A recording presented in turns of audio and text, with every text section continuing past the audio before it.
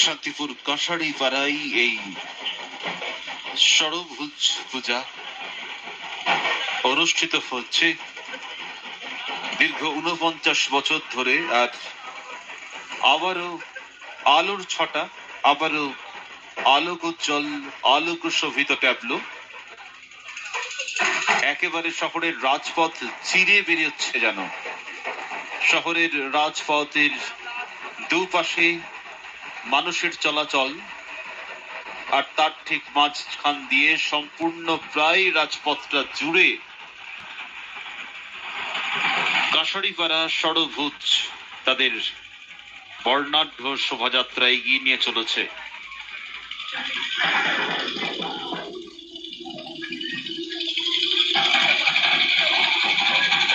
দোতারা, guitar, স্যাক্সোফোনের